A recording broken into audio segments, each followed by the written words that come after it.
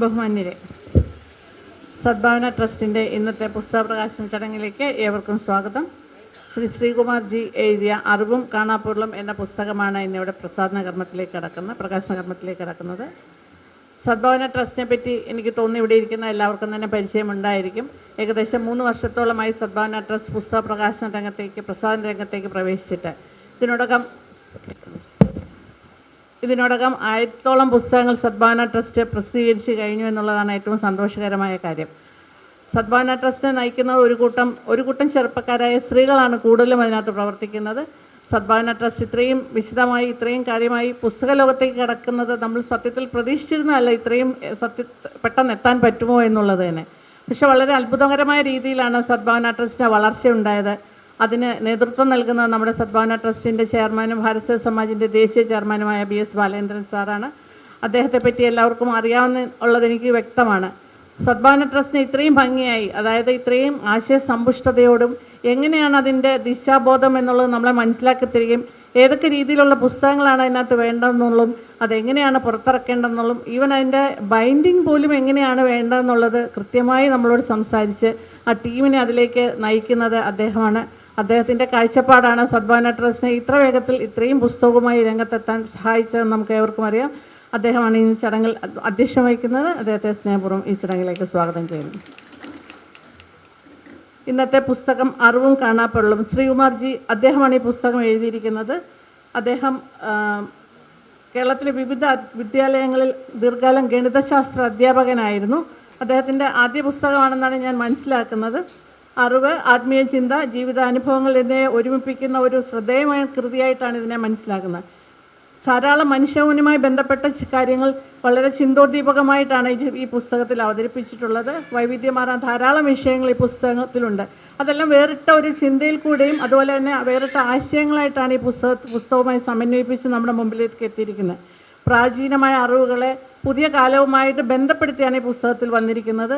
അതെല്ലാം പുതിയ വായനക്കാർക്കും അതുപോലെ തന്നെ വിദ്യാർത്ഥികൾക്കും ഇതൊരു മാർഗദർശനമാകുമെന്നാണ് സദ്ഭാവന ട്രസ്റ്റ് കരുതുന്നത്. ഇത്തരത്തിലുള്ളൊരു പുസ്തകം നമുക്ക് സദ്ഭാവന ട്രസ്റ്റ് നൽകിയാൽ അങ്ങേയറ്റം നന്ദിയുണ്ട്. അദ്ദേഹത്തെ ഈ ചടങ്ങിലേക്ക് സ്നേഹപൂർവ്വം സ്വാഗതം ചെയ്യുന്നു.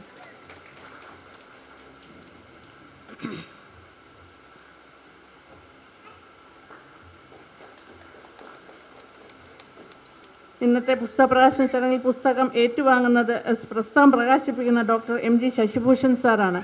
അദ്ദേഹത്തെയും ഇവിടെ ഇരിക്കുന്ന ആർക്കും പ്രത്യേകിച്ച് പരിചയപ്പെടുത്തേണ്ട കാര്യമില്ല. ചരിത്രകാരനാണ്, സാംസ്കാരിക പ്രവർത്തകനാണ്, സാഹിത്യ പ്രവർത്തകനാണ്, ഭാഷാ പണ്ഡിതനാണ്. അങ്ങനെ സാഹിത്യവുമായി ബന്ധപ്പെട്ട സാംസ്കാരിക കലാ മേഖലകളുമായി ബന്ധപ്പെട്ട് ധാരാളം പ്രവർത്തനങ്ങളുമായി നമ്മുടെ ഇടയിൽ നിൽക്കുന്ന വളരെ ലളിതമായ ജീവിതത്തോടുകൂടി നമ്മുടെ ഒപ്പം ജീവിക്കുന്ന ശശിഭൂഷൺ സാറിനെ ഈ ചടങ്ങിൽ എത്തിയതിൽ അങ്ങേയറ്റം സന്തോഷമുണ്ട്. അദ്ദേഹത്തെ സ്നേഹപൂർവ്വം സ്വാഗതം ചെയ്യുന്നു.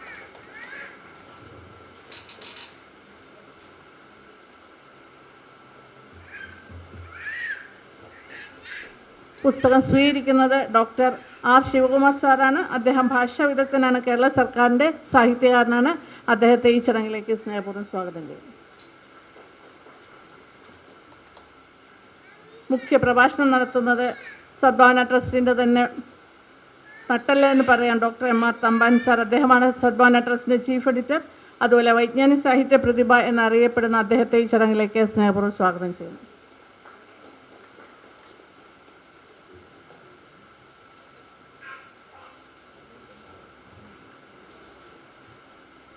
പുസ്തക പരിചയം നടത്തുന്നത് ശ്രീ വേണു സരസ്വതി സാറാണ്.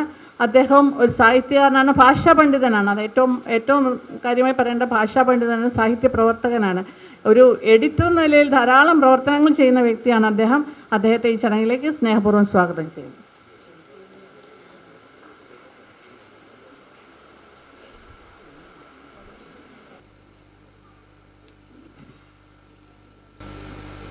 ആശംസ നേരാൻ എത്താമെന്ന് ഏറ്റിട്ടുള്ളത് ഡോക്ടർ അന്നപൂർണ ദേവി SB ആണ്.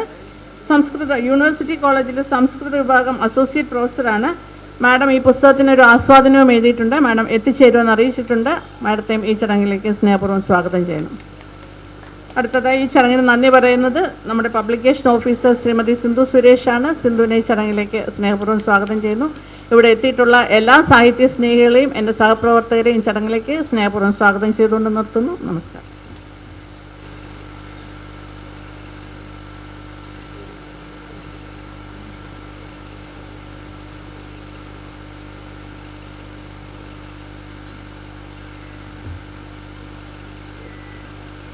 ബഹുമാന്യരെ, ഈ പുസ്തക പ്രസാധനത്തിൻ്റെ നിമിഷങ്ങളെന്ന് പറയുന്നത് ഈ അങ്കണത്തിൽ നടക്കുന്ന ഏറ്റവും മഹത്തായ ഒരു കർമ്മമാണ്. പുതിയ ധാരാളം ചിന്തകരും എഴുത്തുകാരുമൊക്കെ ഈ സമ്മേളനങ്ങളിൽ ഇവിടെ എത്തിച്ചേരാറുണ്ട്. സദ്ഭാവന ട്രസ്റ്റ് പ്രവർത്തനത്തിൽ ഏറ്റവും കൂടുതൽ സന്തോഷിക്കുന്നത് ഈ ഒരു സാന്നിധ്യമാണ്. കാരണം ഉത്തമചിന്തകരായ ആളുകളുടെ സാന്നിധ്യം ഒരു പുതിയ പ്രസരിപ്പ് നമ്മുടെ ഈ പ്രസ്ഥാനത്തിന് നൽകുന്നുണ്ട് എന്നുള്ളത് യാഥാർത്ഥ്യമാണ്. ഇന്നിവിടെ ഈ പുസ്തകം ശ്രീകുമാറിൻ്റെ പുസ്തകം ഇവിടെ പ്രകാശനം ചെയ്യുമ്പോൾ ശശിഭൂഷൺ സാറാണ് ഇത് പ്രകാശനം ചെയ്യുന്നത്. ഞാനിന്ന് രാവിലെ യാദൃശ്യമായിട്ട് ഇത് ശശിഭൂഷൺ സാർ ഇവിടെ വരികയാണല്ലോ എന്നിങ്ങനെ ഓർത്തു. അപ്പം പെട്ടെന്നിങ്ങനെ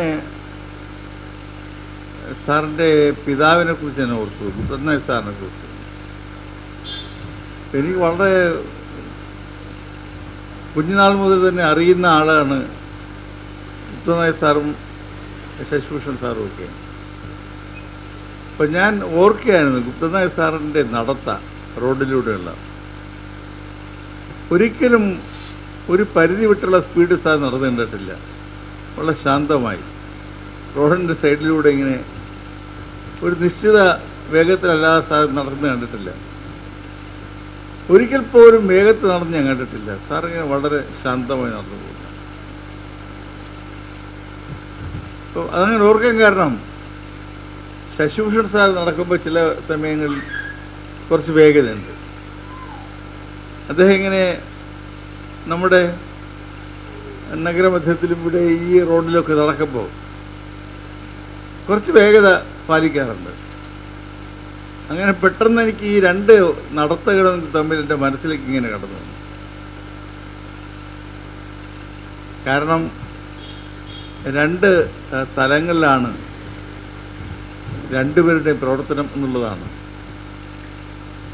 ഗുപ്തനായ സാറിൻ്റെ സംഭാവനകളും ശശിഭൂഷൺ സാറിൻ്റെ സംഭാവനകളും ഇടപെടലും വ്യത്യസ്തമാണ്. ഗുപ്തനായ സാറ് സാഹിത്യത്തെ സമൂലമായി വിലയിരുത്തിക്കൊണ്ട് ലേഖനങ്ങളും സംവാദങ്ങളിലും ഏർപ്പെടാറുണ്ടായിരുന്നു. ശശിഭൂഷൺ സാറ് സാഹിത്യത്തെക്കുറിച്ച് മാത്രമല്ല ചരിത്രവുമായി ബന്ധപ്പെട്ടുകൊണ്ട് നിർഭയമായി അഭിപ്രായം പറയുവാൻ തയ്യാറാകുന്ന വ്യക്തിയാണ്. ആധികാരികത ചരിത്രത്തിലുണ്ടാകണമെന്നുള്ള കാര്യത്തിൽ നിർബന്ധം ഉള്ള ആളാണ് പ്രൊഫസർ എം ജി ശശിഭൂഷൺ. പലരും അദ്ദേഹത്തിൻ്റെ അഭിപ്രായം തങ്ങളുടെ സംസാരത്തിൻ്റെ, തങ്ങളുടെ രചനയുടെ, തങ്ങളുടെ ചിന്തയുടെ അടിസ്ഥാന രേഖയാക്കി മാറ്റാറുണ്ട്. പ്രൊഫസർ ശശിഭൂഷൺ ഇങ്ങനെ പറഞ്ഞു എന്ന് പറഞ്ഞുകൊണ്ട് സംസാരിക്കുന്നത് എനിക്കറിയാം. MGS നാരായണനെ കോട്ട് ചെയ്ത് സംസാരിക്കുന്നത് പോലെ പ്രൊഫസർ MG ശശിഭൂഷണനെ കോട്ട് ചെയ്തുകൊണ്ട് സംസാരിക്കുന്ന ധാരാളം വ്യക്തികളെ നമുക്കറിയാം. ആ പ്രൊഫസർ MG ശശിഭൂഷൺ ഇന്നിവിടെ പങ്കെടുത്തുകൊണ്ട് ശ്രീകുമാറിൻ്റെ പുസ്തകം പ്രകാശനം ചെയ്യുകയാണ്. ശ്രീകുമാറിൻ്റെ പുസ്തകം തികച്ചും വ്യത്യസ്തമായൊരു പുസ്തകമാണ്. പുരാണങ്ങളിൽ തുടങ്ങി ആധുനികതയിൽ എത്തി നിൽക്കുന്ന ഒരു വിശകലനമാണ് ആ പുസ്തകത്തിലൂടെ. ഒരു വ്യത്യസ്തമായ ആവിഷ്കാരമാണ് ആ പുസ്തകത്തിൻ്റെത്. വേദങ്ങളിലും ഉപനിഷത്തുകളിലും ഇതിഹാസങ്ങളിലും ബന്ധപ്പെട്ട് നിൽക്കുന്ന ചിന്തയിൽ നിന്ന് നേരെ നടന്നു വന്ന് അദ്ദേഹം ആധുനികതയുടെ ശാസ്ത്ര സത്യങ്ങളിലേക്കും ആധുനികതയെ പരിചയപ്പെടുത്തുന്ന വഴിയിലേക്കും ഈ ചെറിയ പുസ്തകത്തിലൂടെ വളരെ വേഗം കടന്നു പോയിരിക്കുകയാണ്. അദ്ദേഹത്തിന് വാസ്തവത്തിൽ ഇതിനെ ആധാരമാക്കിയ ഒരു വളരെ വലിയ കൃതി തയ്യാറാക്കാം. പക്ഷേ ഇത് ഈ ചുരുക്കിയെടുക്കുക എന്ന് പറയുന്നത് ഒരു പ്രത്യേക കഴിവാണ്. അത് അദ്ദേഹം നിർവഹിച്ചിരിക്കുന്നു എന്നുള്ളതാണ്. അദ്ദേഹത്തിൻ്റെ ഈ പുസ്തകം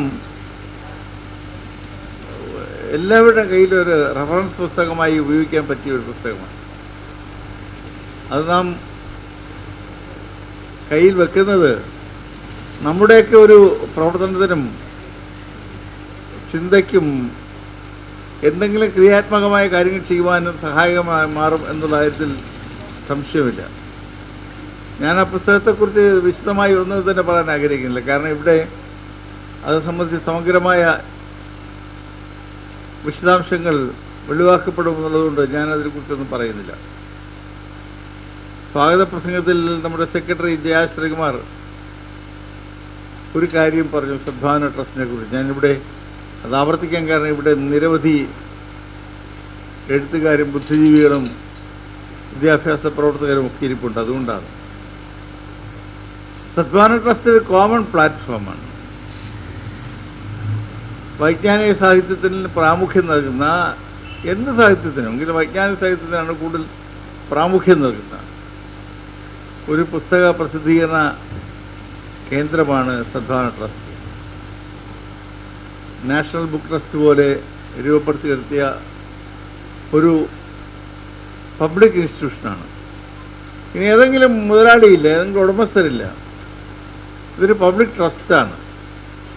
പുസ്തക വിൽപ്പന അല്ലെങ്കിൽ പുസ്തക പ്രസാധനം എന്നത് ലാഭകരമായ കച്ചവടമായി മാറിയിരിക്കുന്ന ഈ കാലഘട്ടത്തിൽ ധാരാളം മുതലാളിമാർ പണം മുടക്കി പുസ്തകങ്ങൾ പ്രസിദ്ധീകരിക്കാറുണ്ട്. അതുകൊണ്ട് തന്നെ അവർ പ്രസിദ്ധീകരിക്കുന്ന പല പുസ്തകങ്ങളും ഇക്കിളി സാഹിത്യത്തിൻ്റെ ഭാഗമായി മാറാറുണ്ട്. അതിന് വലിയ വിപണി കിട്ടാറുണ്ട്. അത്തരം പ്രസിദ്ധീകരണങ്ങൾ നമ്മുടെ ട്രസ്റ്റ് വഴി അധികം പ്രൊമോട്ട് ചെയ്യാറില്ല. എങ്കിൽ തന്നെയും സാഹിത്യവുമായി ബന്ധപ്പെട്ടുകൊണ്ട് മെച്ചപ്പെട്ട കൃതികൾ, ജനങ്ങൾക്ക് ഉപയോഗപ്രദമായ കൃതികൾ ആര് തയ്യാറാക്കിയത് ഏത് ഭാഷയിലായാലും അതൊക്കെ തന്നെ പ്രസിദ്ധീകരിക്കുവാൻ ഈ പ്രസിദ്ധീകരണശാലയ്ക്ക് താല്പര്യമുണ്ട്.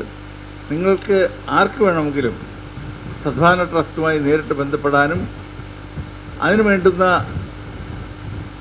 പ്രവർത്തനങ്ങളിൽ പങ്കാളിയാകുവാനും അവസരമുണ്ട്. അതിന് ഞാൻ നിങ്ങളോട് അഭ്യർത്ഥിക്കുകയാണ്. ഇതൊരു വളരെ വലിയ ദൗത്യമാണ്. ഒരു സംഘം പെൺകുട്ടികൾ രാവും പകലും പണിയെടുത്തുകൊണ്ട് വളർത്തിയെടുത്തൊരു പ്രസ്ഥാനം.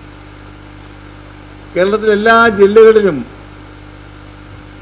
സാന്നിധ്യമുള്ള വിപണന സൗകര്യം ഒരുക്കിയിട്ടുണ്ട്. എല്ലാ ജില്ലകളിലും എക്സിബിഷനുകളിൽ സദ്ഭാവന ട്രസ്റ്റിൻ്റെ സാന്നിധ്യമുണ്ട്. അവിടെയൊക്കെ തന്നെ ഈ കുട്ടികൾ പോവുകയും ലൈബ്രറി കൗൺസിൽ എക്സിബിഷനായാലും ഇവിടെ നിയമസഭയുടെ എക്സിബിഷനായാലും മറ്റേത് എക്സിബിഷനുകളായാലും അവിടെയൊക്കെ പങ്കെടുത്തുകൊണ്ട് ഈ പുസ്തകങ്ങളിൽ ആളുകൾക്ക് ലഭ്യമാക്കാൻ വേണ്ടുന്ന നടപടികൾ ഇവർ ചെയ്യുന്നു എന്നുള്ളത് അങ്ങേയറ്റം സന്തോഷകരമായ കാര്യമാണ്. കാരണം ഞാനവിടെ അത് പരാമർശിക്കാൻ കാരണം ജയ ശ്രീകുമാർ ആ വിഷയം സൂചിപ്പിച്ചതുകൊണ്ട് ഞാൻ ആവർത്തിച്ചു എന്ന് മാത്രം. ഞാൻ ദീർഘമായി സംസാരിക്കുന്നില്ല. ഈ പുസ്തകത്തെക്കുറിച്ച് പരിചയപ്പെടുത്തുവാൻ എൻ്റെ മുൻനിരയായി പുസ്തകത്തിൻ്റെ കർത്താവ് ശ്രീ ജി ശ്രീകുമാർ തന്നെ നമ്മളോട് സംസാരിക്കും. അതിനായി അദ്ദേഹത്തെ ക്ഷണിക്കുന്നു. എൻ്റെ വാക്കുകൾ അവസാനിപ്പിക്കുന്നു. ജയ് ജഗത്.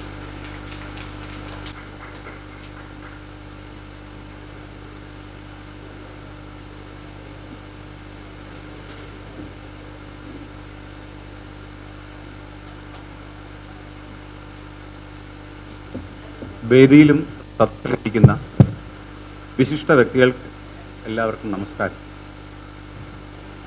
ഇന്ന് വളരെ സന്തോഷത്തിൻ്റെ നിമിഷങ്ങളിലൂടെയാണ് ഞാൻ കടന്നു പോകുന്നത്. കാരണം വേദിയിലിരിക്കുന്ന സാഹിത്യ സാംസ്കാരിക രംഗത്തെ പ്രഗത്ഭരായ വ്യക്തികളാണ്. അവർ എനിക്ക് വഴികാട്ടികളാണ്. അവരെ ഞാൻ ഗുരുക്കന്മാരായി കാണുകയാണ്. അതുപോലെ തന്നെ സദസ്സിലിരിക്കുന്ന ആൾക്കാരിലോട്ട് ഞാൻ നോക്കിയാൽ എന്നോടൊപ്പം പ്രവർത്തിച്ച അധ്യാപകരുണ്ട്, എൻ്റെ സീനിയറായി എനിക്ക് മാർഗനിർദ്ദേശങ്ങൾ നൽകിയ അധ്യാപകരുണ്ട്. അവർക്കൊക്കെ നല്ല ഒരു ശിഷ്യസമ്പത്തുള്ളവരാണ്. അങ്ങനെയുള്ള അധ്യാപകരും വിദ്യാഭ്യാസവും സാംസ്കാരിക മൂല്യവുമുള്ള ബന്ധുമിത്രാദികളും ഈ സദസ്സിലുണ്ട്. ഈ വേദിയിലും സദസ്സിലുമുള്ള ഈ രണ്ടു കൂട്ടരുടെയും സംഗമ സ്ഥാനത്ത് നിന്ന് എൻ്റെ ഈ പുസ്തകം പ്രകാശനം ചെയ്യുന്നതിൽ എനിക്ക് വളരെയേറെ അഭിമാനമുണ്ട്, ചാരിതാർത്ഥ്യമുണ്ട്. എല്ലാവർക്കും നന്ദി. ഇത്തരം ഒരു വേദി ഒരുക്കി തന്ന സദ്ഭാവന ട്രസ്റ്റ് ഭാരവാഹികൾക്കും ഇതിൻ്റെ ചെയർമാൻ ശ്രീ ബാലേന്ദ്ര സാറിന് ഞാൻ നന്ദി രേഖപ്പെടുത്തുകയാണ്. കൂട്ടത്തിൽ മുൻകാലങ്ങളിൽ ഞാൻ എൻ്റെ നേടിയെടുത്ത അറിവുകൾ എന്ന് പറയുന്നത് എൻ്റെ ഗുരുനാഥകന്മാരിൽ നിന്നാണ്. ഗുരുക്കന്മാർ എന്ന് പറയുമ്പോൾ നമുക്ക് സ്കൂളിൽ പഠിപ്പിക്കുന്ന അധ്യാപകർ ഗുരുക്കന്മാരാണ്.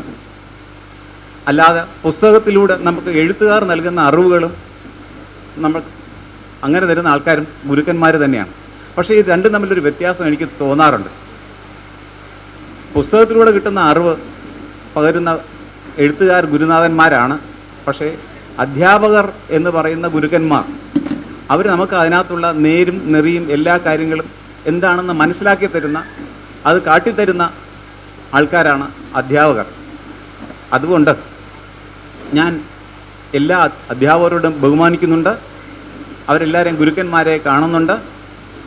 അതോടൊപ്പം തന്നെ എനിക്കൊരു ചെറിയ കാര്യം ഓർമ്മിപ്പിക്കാനുള്ളത്, വർഷങ്ങൾക്ക് മുമ്പ് ഏകദേശം 45 വർഷങ്ങൾക്ക് മുമ്പ്, ഏകദേശം അരനൂറ്റാണ്ടെന്ന് വേണമെങ്കിൽ പറയാം, ഞാൻ തിരുവനന്തപുരം MG കോളേജിൽ BSc മാത്സ് പഠിക്കുന്ന കാലത്ത് എൻ്റെ സെക്കൻഡ് ലാംഗ്വേജ് മലയാളം ആയിരുന്നു.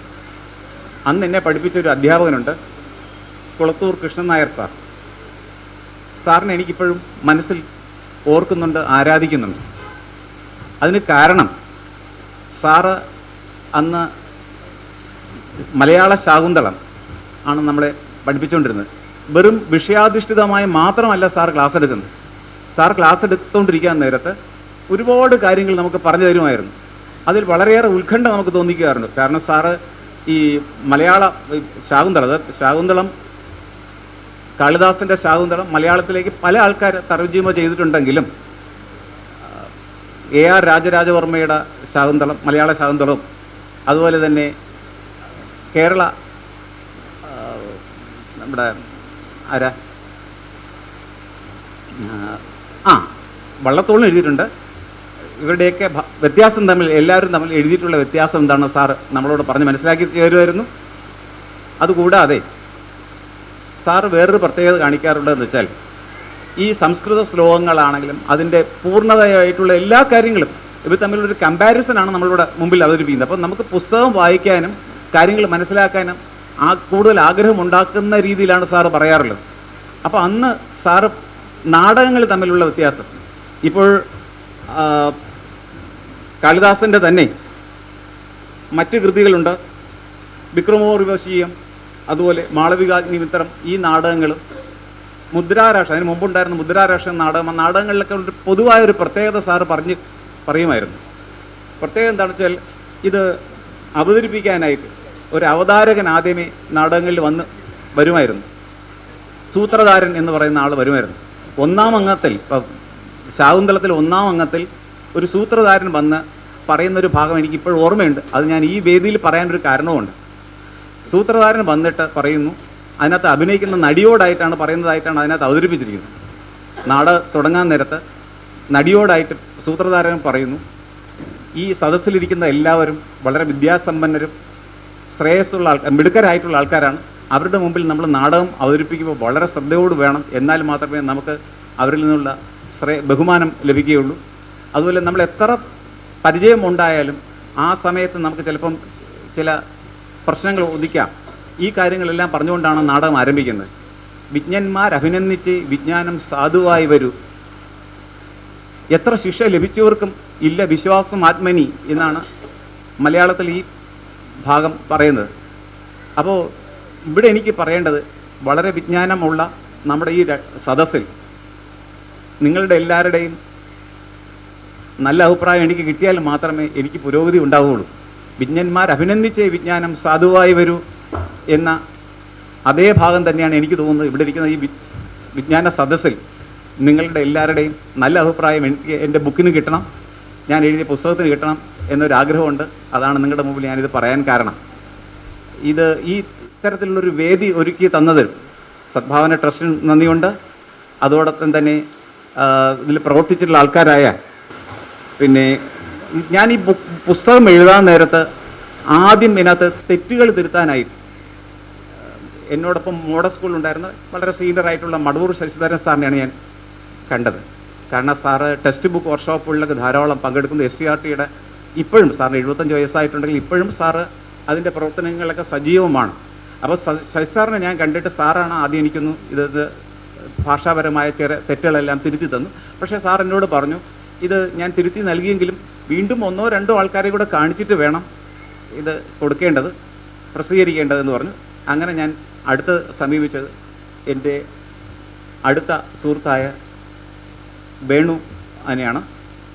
വേണു സരസ്വതിയെ കണ്ടു. കാരണം പല മാസികകളിലും പ്രവർത്തിച്ചുള്ള പരിചയം വേണുവിനുണ്ട്. അപ്പോൾ വേണുവിനെ കണ്ടു. വേണു എന്നെ വളരെ നല്ല രീതിയിൽ, കാരണം ഇതിൻ്റെ യഥാർത്ഥത്തിൽ എൻ്റെ ഈ പുസ്തകം ഇറക്കാൻ ഏറ്റവും കൂടുതൽ എന്നെ പ്രചോദനം നൽകിയത് വേണുവാണ്. അപ്പോൾ വേണു എന്നെ കൂട്ടിക്കൊണ്ടുവന്നു. ഇതെല്ലാം ഇതിനകത്തുള്ള കാര്യങ്ങളൊക്കെ മനസ്സിലാക്കി ഈ സദ്ഭാവന ട്രസ്റ്റിലെ സാറിനെ ബാലേന്ദ്ര സാറിനെ കാണിച്ചു. അപ്പോൾ സാറിൻ്റെ ചില സജഷനോടുകൂടി ഈ പുസ്തകം ബിയോണ്ട് ശ്രീകുമാർ അദ്ദേഹം ഇതിൻ്റെ കവറൊക്കെ ഡിസൈൻ ചെയ്ത് ഇതിനൊരു പുസ്തക രൂപത്തിൽ ആക്കി. അദ്ദേഹത്തോട് നന്ദിയുണ്ട്. അതുപോലെ തന്നെ ശശിധരൻ സാറ്, വേണു, ഇവരുടെ എല്ലാവരുടെയും എൻ്റെ നന്ദി രേഖപ്പെടുത്തുകയാണ്.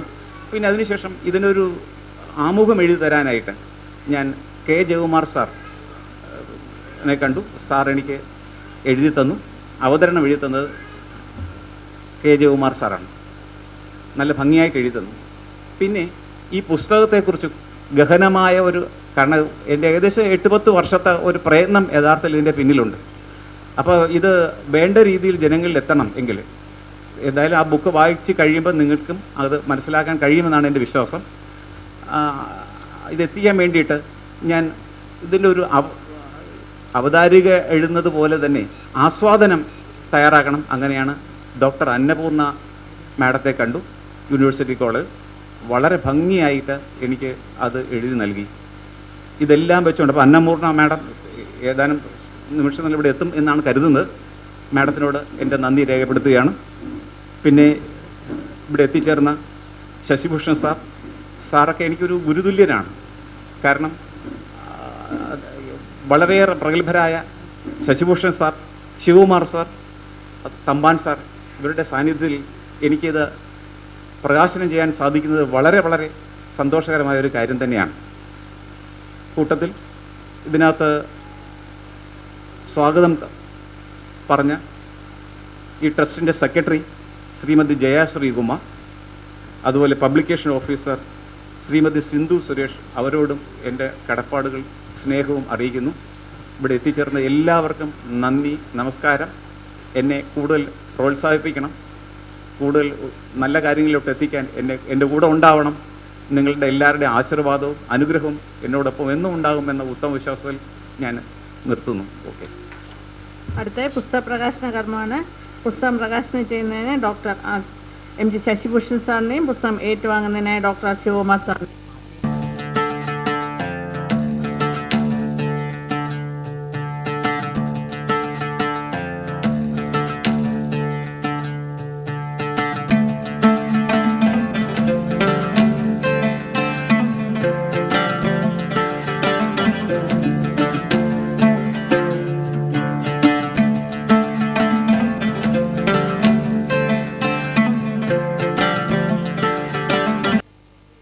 സരസ്വതി ദേവി. ഒരു പുസ്തക പ്രകാശനത്തിൻ്റെ വേള ആ ഗ്രന്ഥകാരനും മാത്രമല്ല അതിൽ പങ്കെടുക്കുന്നവർക്കും ഒരു ആഹ്ലാദകരമായ അനുഭവത്തെയാണ് നൽകുന്നത്. കാരണം എഴുതുന്നയാളിനെ സംബന്ധിച്ച് താൻ എഴുതിയ, താൻ വളരെ കാലമായി മനസ്സിൽ കൊണ്ടു നടന്ന ആശയങ്ങൾ അതിനെ ഗ്രന്ഥരൂപത്തിൽ അതിനെ മാറ്റി അവതരിപ്പിക്കുന്നു. വായനക്കാരെ സംബന്ധിച്ച് ആ ചടങ്ങ് ഒരുപക്ഷെ അവർ ഗ്രന്ഥകാരനോടുള്ള അടുപ്പം കൊണ്ട് വന്നവരായിരിക്കും. അങ്ങനെയാണെങ്കിൽ തന്നെയും ഒരു അറിവിൻ്റെ പങ്കുവയ്ക്കൽ ഇത്തരം സമ്മേളനങ്ങളിൽ നമ്മൾ അറിയാതെ തന്നെ നടക്കാറുണ്ട്. ആ നിലയിലും ഈ സമ്മേളനത്തിന് അത് അർഹിക്കുന്ന പ്രാധാന്യം ഉണ്ട് എന്ന കാര്യം ഞാനിവിടെ ഓർത്തു പോവുകയാണ്. അറിവും കാണാപ്പൊരുളും എന്ന ഈ പുസ്തകത്തിൽ 2 വിഭാഗത്തിൽ അതിൽപ്പെട്ട ലേഖനങ്ങളാണ്, ലേഖനങ്ങളുടെ സമാഹാരമാണ് ഈ പുസ്തകം. അതിൽ ആദ്യത്തേത് ഇൻഡോളജി എന്ന് പറയുന്ന വിജ്ഞാന ശാഖയുമായി ബന്ധപ്പെട്ട വിഷയങ്ങളാണ് ആദ്യ ഭാഗത്ത് അവതരിപ്പിക്കുന്നത്. രണ്ടാമത്തെ ഭാഗത്ത് കേരളീയ ഗണിതശാസ്ത്രത്തെ പറ്റിയുള്ള പരിചയപ്പെടുത്തലുകൾ ആണ് രണ്ടാമത്തെ ഭാഗത്തിൽ ഉൾപ്പെടുന്നത്.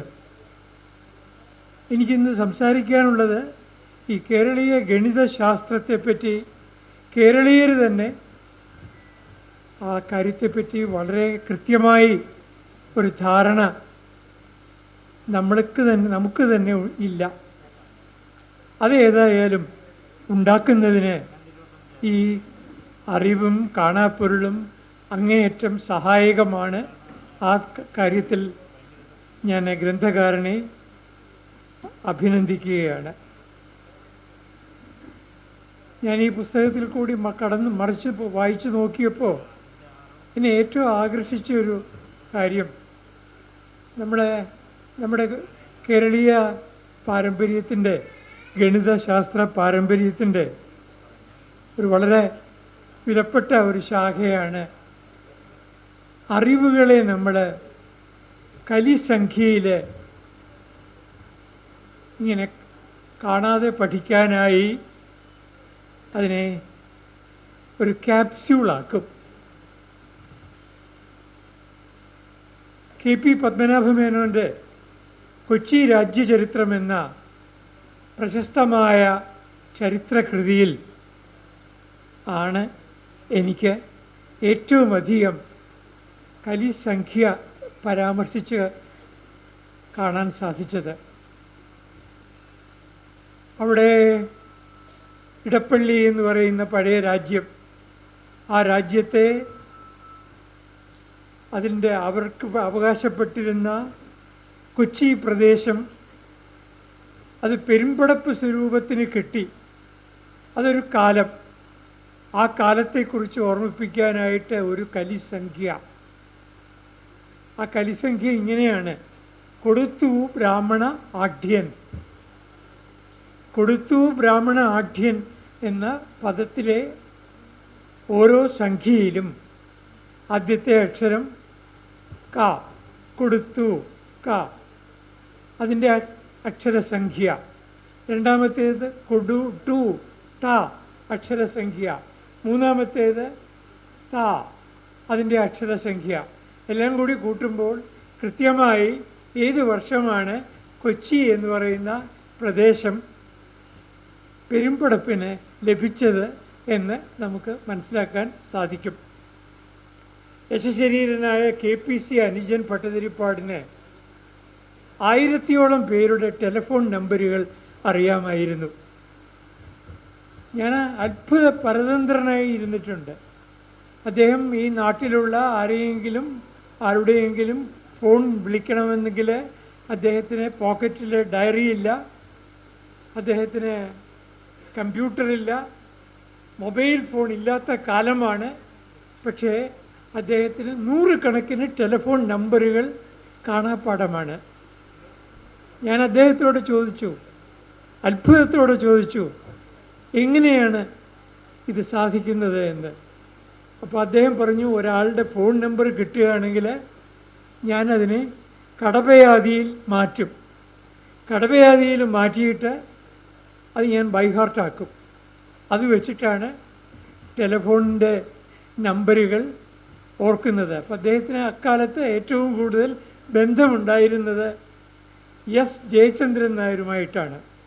സമകാലിക മലയാളം വാരികയുടെ പത്രാധിപരായ ജയചന്ദ്രൻ നായരുടെ ടെലിഫോൺ നമ്പർ ഞാനൊന്ന് പരീക്ഷിക്കാൻ വേണ്ടി KPC അനുജൻ പട്ടതിരിപ്പാടിനോട് ചോദിച്ചു, ജയചന്ദ്രൻ നായരുടെ ഫോൺ നമ്പറിൽ സാറൊന്ന് വിളിക്കണം, തിരുമേനി ഒന്ന് വിളിക്കണമെന്ന് പറഞ്ഞു. ഉടനെ തന്നെ അദ്ദേഹം ഒരു സംഖ്യ ഓർമ്മിക്കുകയും അത് വെച്ചിട്ട് ആ നമ്പർ ഡയൽ ചെയ്ത് എന്നെ കാണിക്കുകയും ചെയ്തു. ഞാൻ പറഞ്ഞു വരുന്നത് KPC അനുജൻ ഭട്ടതിരിപ്പാട് മരിച്ചിട്ട് അധിക കാലമൊന്നുമായില്ല, കഷ്ടിച്ച് 2 ദശാബ്ദമേ ആകുന്നുള്ളൂ. ഈ കാലം വരെയും ഇത്തരം ഗണിത ശാസ്ത്രത്തിലെ അഗാധമായ അറിവുകൾ ഉപയോഗിക്കുവാൻ കഴിവുള്ള ആളുകൾ നമ്മുടെ ഇടയിലുണ്ടായിരുന്നു. പക്ഷേ നമ്മൾ അവരെ പറ്റിയൊന്നും വേണ്ടതുപോലെ മനസ്സിലാക്കുകയോ അവരുടെ ജ്ഞാന ആർജന രീതിയെക്കുറിച്ച് നമ്മൾ അന്വേഷിച്ചു പോവുകയോ ചെയ്തിട്ടില്ല. കൈക്കുളങ്ങര രാമവാര്യർ എന്ന മഹാപണ്ഡിതൻ എങ്ങനെയാണ് ഈ നൂറ്റാണ്ടിൻ്റെ തുടക്കത്തിൽ അദ്ദേഹം സംസ്കൃത ഗ്രന്ഥങ്ങളും വൈദ്യശാസ്ത്ര ഗ്രന്ഥങ്ങളും ജ്യോതിഷ ഗ്രന്ഥങ്ങളും കുന്നംകുളത്തെ ഒരു പ്രസിദ്ധീകരണശാലയ്ക്ക് വേണ്ടി വളരെ തുച്ഛമായ പ്രതിഫലം മാത്രം വാങ്ങിക്കൊണ്ട് എങ്ങനെയാണ് വ്യാഖ്യാനിച്ചത് എന്ന് നമുക്കിപ്പോൾ ആലോചിക്കുമ്പോൾ അത്ഭുതം തോന്നും. എന്നാൽ ആ അത്ഭുതത്തിന് അവകാശമില്ല എന്ന് ഈ അടുത്ത കാലം വരെ ജീവിച്ചിരുന്ന NV കൃഷ്ണവാര്യർ നമ്മളെ ബോധ്യപ്പെടുത്തിയിട്ടുണ്ട്. കൃഷ്ണവാര്യർ മാഷ് സാറിന് ഭാഷ പഠിക്കുക എന്ന് പറഞ്ഞാൽ അതൊരു ഫലിതമാണ്, ഒരു നേരം പോക്കാണ്, ഒരു വിശ്രമ വേളയിലെ ലാഘവത്തോടെ ചെയ്യുന്ന ഒരു പ്രവൃത്തിയാണ് പുതിയ ഒരു ഭാഷ പഠിക്കുന്നത്. എൻ്റെ അച്ഛൻ അദ്ദേഹത്തിൻ്റെ ഒപ്പം കേരള ഭാഷാ ഇൻസ്റ്റിറ്റ്യൂട്ടിൽ ജോലി ചെയ്തിരുന്നു. അപ്പോൾ അച്ഛന് ഒരിക്കൽ NV കൃഷ്ണവാര്യർ സാറിനെ പരീക്ഷിക്കാൻ വേണ്ടിയിട്ട് ചോദിച്ചു, NV ജർമ്മനൊക്കെ പഠിച്ചു കഴിഞ്ഞോ എന്ന് ചോദിച്ചു. അപ്പോൾ അച്ഛൻ പ്രതീക്ഷിച്ച മറുപടി, ജർമ്മൻ ഞാൻ ഇപ്പോഴും പഠിച്ചുകൊണ്ടിരിക്കുകയാണ് എന്ന് കൃഷ്ണവാര്യർ സാർ പറയും എന്നാണ് വിചാരിച്ചത്. അപ്പോൾ കൃഷ്ണവാര്യർ സാർ പറഞ്ഞു, അത് ഞാൻ എന്നേ കഴിഞ്ഞു, ഞാനിപ്പോൾ സംഘകാല തമിഴ് പഠിച്ചുകൊണ്ടിരിക്കുകയാണ്. അപ്പോഴാണ് അച്ഛൻ തിരിച്ചറിയുന്നത് അദ്ദേഹം അകനാനൂറും പുറനാനൂറും പരിഭാഷപ്പെടുത്തുവാൻ വേണ്ടിയിട്ട് സംഘകാല തമിഴ് പഠിച്ചുകൊണ്ടിരിക്കുകയാണെന്ന്. നമുക്കെല്ലാവർക്കും അറിയാം, NV കൃഷ്ണവാര്യർ സാറ് മാതൃഭൂമിയിൽ ജോലി ചെയ്യുമ്പോൾ അദ്ദേഹം മാതൃഭൂമി ആഴ്ചപ്പതിപ്പിൻ്റെ മാത്രം പത്രാധിപരായിരുന്നില്ല, മറിച്ച് മാതൃഭൂമി പ്രസിദ്ധീകരിക്കുന്ന ഹിന്ദി പ്രസിദ്ധീകരണത്തിൻ്റെയും പത്രാധിപർ NV കൃഷ്ണവാര്യരായിരുന്നു. അദ്ദേഹം ഈ 2 ഭാഷകളിലെയും മാതൃഭൂമിയുടെ പ്രസിദ്ധീകരണങ്ങൾ അദ്ദേഹം അതിൽ 2 ഭാഷകളിലെയും പ്രസിദ്ധീകരണങ്ങൾ അദ്ദേഹം അനായാസമായി എഡിറ്റ് ചെയ്തിരുന്നു. ജീവിതത്തിൻ്റെ സായാഹ്ന വേളയിൽ അദ്ദേഹത്തോടൊപ്പം ഒരു നീണ്ട യാത്ര നടത്തുവാൻ ഒരു ഭാഗ്യം എനിക്കും കിട്ടി. ഞങ്ങൾ കോഴിക്കോട്ട് നിന്ന് കൊയിലാണ്ടി വരെ ഒന്നിച്ച് യാത്ര ചെയ്തു. തിരിച്ച് കൊയിലാണ്ടിയിൽ നിന്ന് കോഴിക്കോട്ടേക്കും ഒന്നിച്ച് യാത്ര ചെയ്തു. ആ സന്ദർഭത്തിൽ ഞാൻ അദ്ദേഹത്തിനോട് ചോദിച്ചു, NV കൃഷ്ണവാര്യർ സാറിനെ പോലെ ഒരാളിനെ, ഒരു അധ്യാപക ശ്രേഷ്ഠനെ കേരളത്തിലെ സർവകലാശാലയ്ക്ക് കിട്ടാതെ പോകാൻ കാരണം അങ്ങിങ്ങനെ മാതൃഭൂമിയുടെ പത്രാധിപരായിട്ട് ഉള്ള ജോലിയിൽ തുടർന്നതുകൊണ്ട് അല്ലേ എന്ന് ചോദിച്ചു. അപ്പോൾ അദ്ദേഹം സമ്മതിച്ചു, ശരിയാണ്, മദ്രാസ് സർവകലാശാലയിൽ അദ്ദേഹത്തിന് നല്ല നിർബന്ധമായ പ്രേരണയുണ്ടായിരുന്നു. അദ്ദേഹത്തിനോട് മദ്രാസ് സർവകലാശാലയിലെ മലയാള വിഭാഗത്തിൽ അധ്യാപകനായിട്ട് അദ്ദേഹത്തിനെ കൊണ്ടുവരണമെന്ന് ചേലനട്ട് അച്യുതമേനോനും ഒക്കെ വലിയ താല്പര്യമുണ്ടായിരുന്നു. പക്ഷേ അദ്ദേഹം അതല്ല തിരഞ്ഞെടുത്തത്. അദ്ദേഹം തിരഞ്ഞെടുത്തത് പത്രാധിപരുടെ ജോലിയായിരുന്നു. ഞാൻ വീണ്ടും അദ്ദേഹത്തോട് ചോദിച്ചു, എന്താണ് പത്രാധിപരുടെ ജോലി അദ്ദേഹത്തിന് സ്വീകരിക്കാൻ അദ്ദേഹത്തെ പ്രേരിപ്പിച്ചത്? അപ്പോൾ അദ്ദേഹം പറഞ്ഞു, അതിൻ്റെ പിന്നിലൊരു കഥയുണ്ട്. അദ്ദേഹത്തിൻ്റെ അച്ഛൻ നമ്പൂതിരിയാണ്, ബ്രാഹ്മണനാണ്. അവിടെ ദേശമംഗലം മനയുടെ ഉടമസ്ഥതയിലുള്ള ഒരു ക്ഷേത്രത്തിലെ പൂജാരിയായിരുന്നു. ആ ക്ഷേത്രത്തിലെ വിഗ്രഹത്തിൽ ചാർത്തിയിരുന്ന ഒരു സ്വർണ്ണമാല കളവ് പോയി. ആ സ്വർണ്ണമാല കളവ് പോയതുകൊണ്ട് അച്ഛനെ സംശയിച്ച് പോലീസ് അറസ്റ്റ് ചെയ്തു. ദേശമംഗലം മനയിലെ നമ്പൂതിരിയോട് ചോദിച്ചു, ഈ ശാന്തിക്കാരൻ ആളെങ്ങനെയാണെന്ന് ചോദിച്ചു.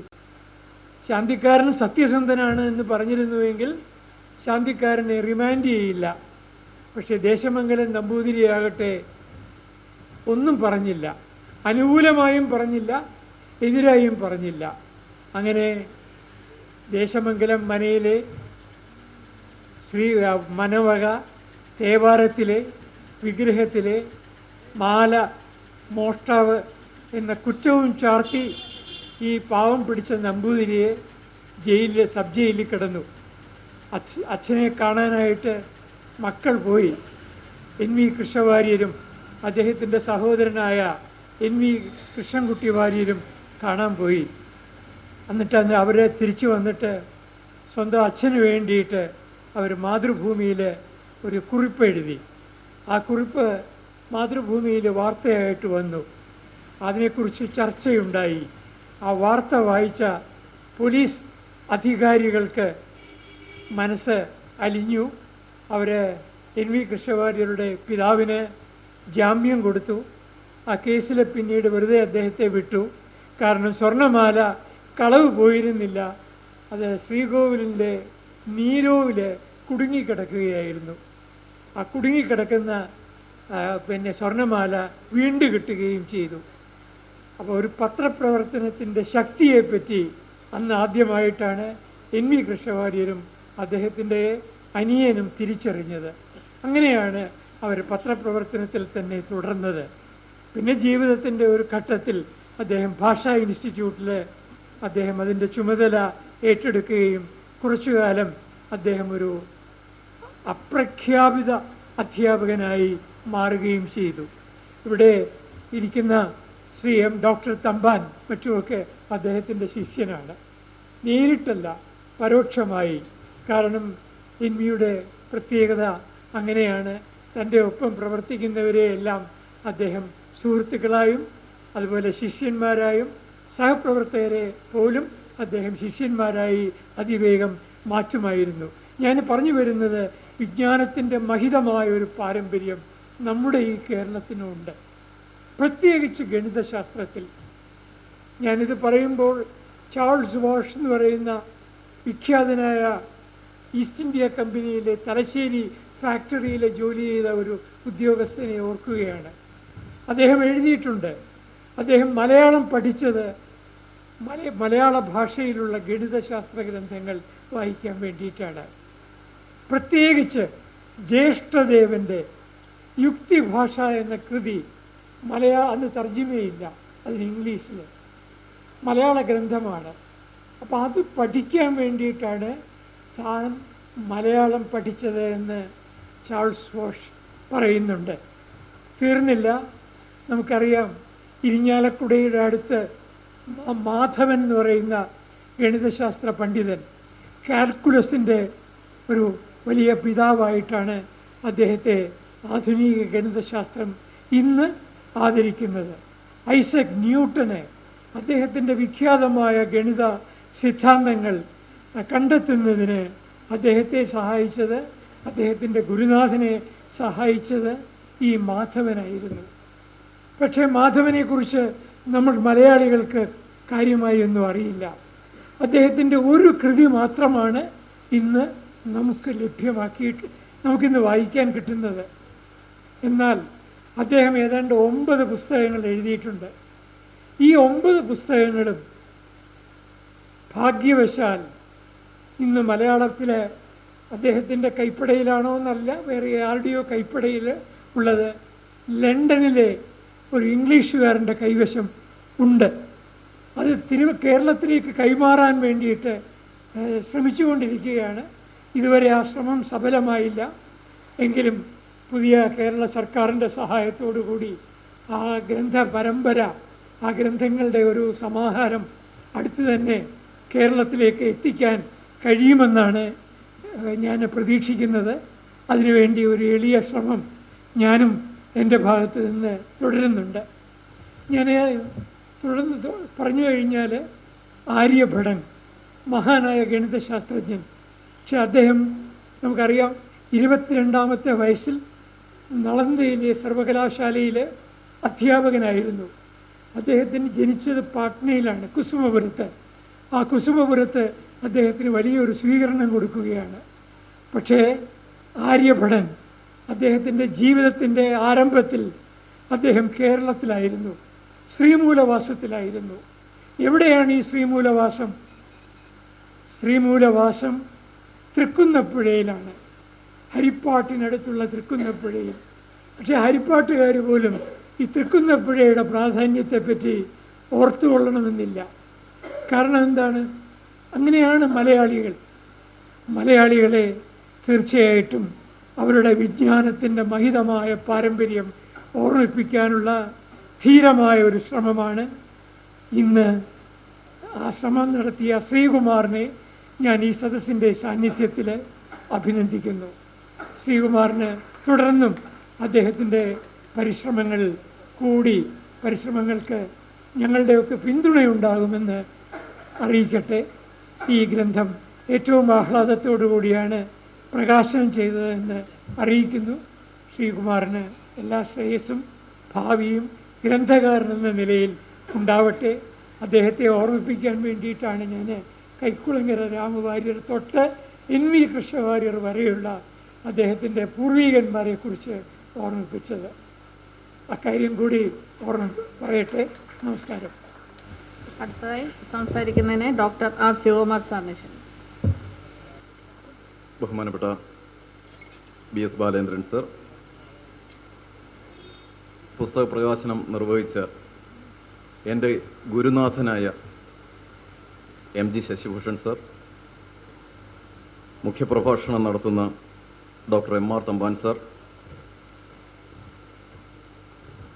സ്വാഗതം പറഞ്ഞ ശ്രീമതി ജയ ശ്രീകുമാർ, വേണു സരസ്വതി, അന്നപൂർണ ദേവി, സിന്ധു സുരേഷ്, ഗ്രന്ഥകർത്താവ് പ്രിയപ്പെട്ട ശ്രീകുമാർ, മറ്റൊരു ശ്രീകുമാർ, രാജാവാര്യർ സാർ, രാമേന്ദ്രൻപിള്ള സാർ, അധ്യാപകർ ഉൾപ്പെടുന്ന ഒരു വലിയ വിജ്ഞാന സമൂഹത്തിൻ്റെ മുന്നിലാണ് ഈ പുസ്തകം പ്രകാശനം ചെയ്തത്. ഇന്ന് നമ്മുടെ വൈജ്ഞാനിക സാഹിത്യ മേഖല വളരെ സജീവമാണ്. സാറിപ്പോൾ അതിൻ്റെ ഒരു വലിയ ചരിത്രം പറഞ്ഞു. വൈജ്ഞാനിക സാഹിത്യത്തെ സംബന്ധിച്ചിടത്തോളം മലയാളത്തിൽ ഏതാണ്ട് എല്ലാ മേഖലയിലേക്കും കടന്നു ചെല്ലാൻ കഴിഞ്ഞിട്ടുണ്ട് എന്നാണ് സമീപകാല ചരിത്രം വ്യക്തമാക്കുന്നത്. ശാസ്ത്രം, സാഹിത്യം, ചരിത്രം തുടങ്ങി ശാസ്ത്ര മാനവിക വിഷയങ്ങളിലൊക്കെ തന്നെ വളരെ ഗഹനമായ പഠനങ്ങൾ ഇന്ന് നടക്കുന്നുണ്ട്. ഇപ്പോൾ പരിസ്ഥിതിയുമായി ബന്ധപ്പെട്ട് ധാരാളം വൈജ്ഞാനിക ഗ്രന്ഥങ്ങൾ പ്രസിദ്ധീകരിക്കുന്നുണ്ട്. ആഗോള താപനത്തെക്കുറിച്ചും കാലാവസ്ഥാ വ്യതിയാനത്തെക്കുറിച്ചുമൊക്കെ, അതായത് സങ്കീർണമായ വിഷയങ്ങളെക്കുറിച്ച് വരെ വളരെ മെച്ചപ്പെട്ട രീതിയിൽ ഇന്ന് മലയാളത്തിൽ പുസ്തകങ്ങൾ രചിക്കപ്പെടുന്നുണ്ട്. അതിന് കുറേ കാലം നേതൃത്വം കൊടുത്തൊരു വ്യക്തിയാണ് നമ്മുടെ MR തമ്പാൻ സാർ. സാറിൻ്റെ കാലഘട്ടത്തിൽ എനിക്ക് എൻ്റെ ഓർമ്മ അറിവ് നിറവ് എന്ന പേരിലൊരു പരമ്പര തന്നെ കേരള ഭാഷാ ഇൻസ്റ്റിറ്റ്യൂട്ട് രൂപപ്പെടുത്തിയിരുന്നു. ധാരാളം പുസ്തകങ്ങൾ ഓരോ മേഖലയെക്കുറിച്ചും വളരെ വ്യക്തമായി പ്രതിപാദിക്കുന്ന പുസ്തകങ്ങൾ പ്രസിദ്ധീകരിക്കാൻ കഴിഞ്ഞിട്ടുണ്ട് എന്നാണ് എനിക്ക് തോന്നിയിട്ടുള്ളത്. എന്തായാലും ഈ പുസ്തകം ഞാൻ വായിച്ചിട്ടില്ല, അറിവും പൊരുളും എന്ന പുസ്തകം വായിച്ചിട്ടില്ല. പക്ഷേ ഞാനത് ഒന്ന് മറിച്ച് നോക്കിയപ്പോൾ അത് പറയാൻ ഏറ്റവും നല്ലത് ഇംഗ്ലീഷ് ഭാഷയാണെന്ന് തോന്നി. നല്ല പ്രൊഡക്ഷൻ. ആ പുസ്തകം വളരെ നല്ല മെച്ചപ്പെട്ട രീതിയിലാണ് അത് നിർമ്മിച്ചിരിക്കുന്നത്. അതിൻ്റെ ലേഔട്ട് ഉൾപ്പെടെ എല്ലാം വളരെ മനോഹരമാണ്. എൻ്റെ ഒരു അഭിപ്രായം, ഇവിടെ നിന്ന് പോകുന്നതിന് മുമ്പ് എല്ലാവരും ഈ പുസ്തകത്തിൻ്റെ ഓരോ കോപ്പി കൈവശപ്പെടുത്തണം എന്നാണ്. ഇന്ന് വൈജ്ഞാനിക സാഹിത്യ മേഖല നേരിടുന്ന ഏറ്റവും വലിയ പ്രശ്നം വായനക്കാരുടെ അഭാവമാണ്. എന്ന് പറഞ്ഞാൽ ഫിക്ഷൻ പോലെയുള്ള മേഖലകളിൽ കഥ, കവിത, നോവൽ അങ്ങനെയുള്ള മേഖലയിലെ പുസ്തകങ്ങൾക്ക് വായനക്കാർ ധാരാളമുണ്ട്. പക്ഷേ അതുപോലൊരു വായന വൈജ്ഞാനിക മേഖലയിൽ ഉണ്ടാകുന്നില്ല, ചർച്ചകൾ ഉണ്ടാകുന്നില്ല, വിലയിരുത്തലുകൾ ഉണ്ടാകുന്നില്ല, അർഹമായ അംഗീകാരങ്ങൾ ലഭിക്കുന്നില്ല എന്നാണ് എൻ്റെ വിശ്വാസം. അതായത് വൈജ്ഞാനിക മേഖലയ്ക്ക് അങ്ങനെ ഒരു പോരായ്മയുണ്ട്.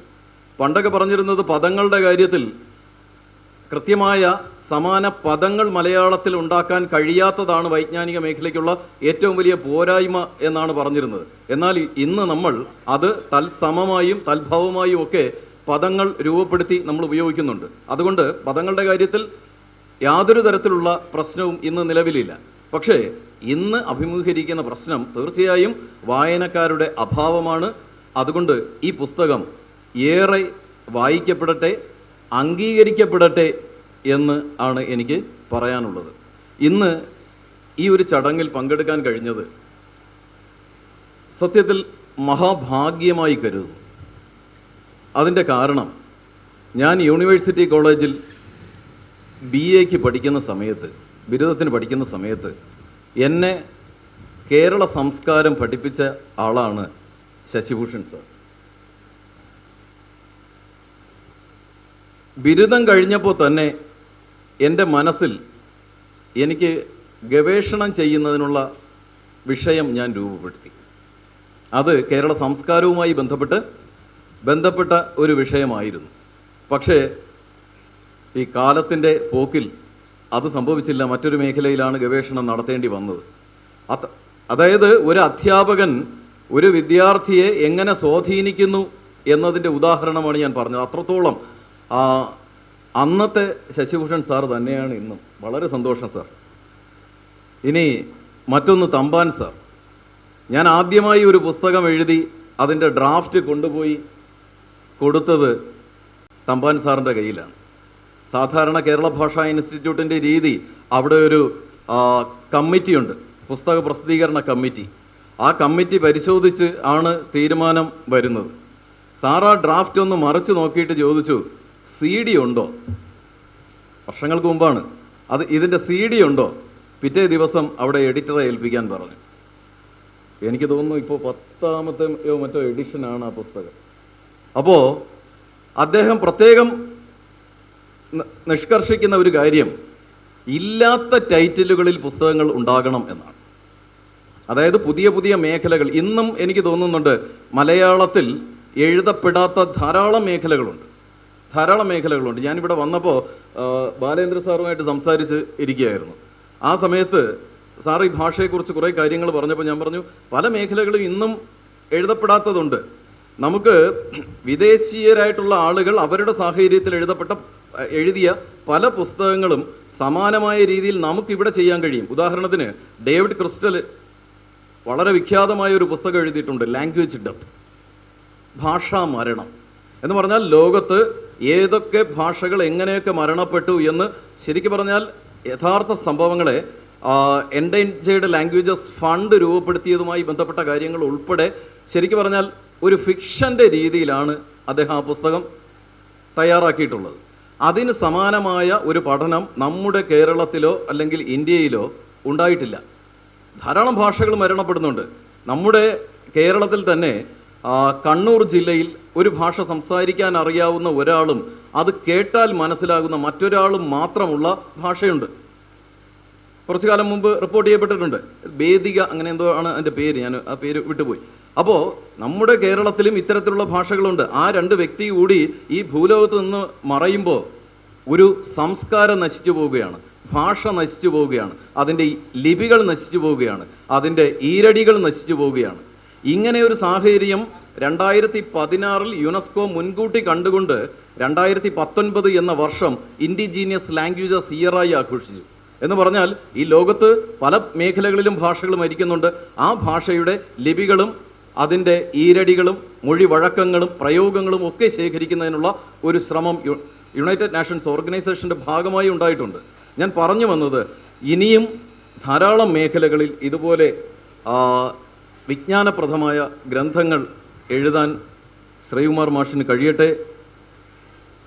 എന്തായാലും ഈ ചടങ്ങിൽ പങ്കെടുക്കാൻ കഴിഞ്ഞതിൽ വളരെ സന്തോഷം. അദ്ദേഹത്തിന് എല്ലാ ഭാവുകങ്ങളും നേരുന്നു.